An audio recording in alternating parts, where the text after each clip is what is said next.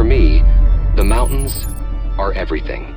My loved ones, my sports, my work, they represent everything to me. And it's not just a simple activity, it's spiritual. I'm a mountain lover.